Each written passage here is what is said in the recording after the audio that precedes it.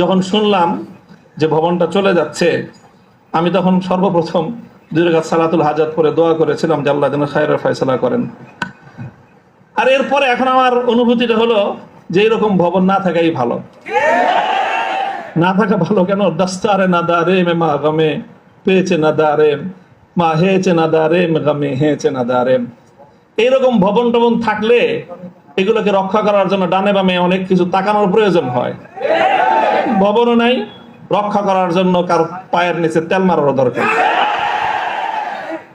আজ এখানে মাদ্রাসা, কালকে ইনশাল্লাহ শাইখুল হাদিসের সন্তান মাহফুজুল হক সাহেব যদি নদীর ওই পারে যে বসেন, ইনশাল্লাহ ওই কেরানীগঞ্জের ওই একেবারে ধুলের চরে বা ওই কোনো লুটের চর, কোনো চরের মধ্যে এর চেয়ে বড় মাদ্রাসা হবে।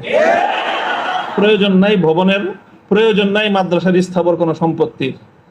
ওই পুরাতন যুগে ফিরে যেতে হবে আমাদের। স্থায়ীভাবে আমি এই কথা বলতেছি। এই বিশাল বিশাল আলিশান ইমারত সাজায়ে, আর সেই ইমারতের মধ্যে সুন্দর সুন্দর আরামদায়ক বিলাসী রুম সাজায়ে সেখানে বিলাসী এলেম চর্চা। আমি এই কথাটা আমার কাছে খুব মনে পড়ছে, বিলাসী এলেম চর্চা। আজকে আমাদেরকে এই বিলাসী এলেম চর্চায় পেয়ে বসেছে। বিলাসী এলেম চর্চার পথ বাদ দিয়ে আমাদের আকাবের এবং আসলাফদের মতো সেই খেজুর গাছের তলায়, বট গাছের নিচে সালার চাটার উপর বসে আমাদেরকে কাল আল্লাহ কাল রাসূলের তালিম দেওয়ার সেই সবক গ্রহণ করতে হবে। তাহলে ইনশাআল্লাহ আমরা বাতিলের তখতে তাউসকে উল্টে দিয়ে সেখানে আমরা কালেমার ঝান্ডা সমুন্নত করতে পারবো।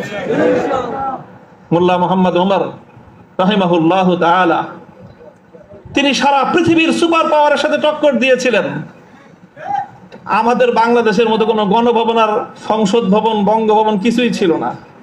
কান্দাহারের ছোট্ট একটা ঘরের মধ্যে ভাঙ্গা খাটের উপরে বসে টক্কর দিয়ে দিলেন তো সুপার পাওয়ারের সাথে। সারা দুনিয়া মনে করলো যে বেকুবের দল। 20 বছর পর আল্লাহ দেখা দিলেন যে তারাই বিজয়ীর দল।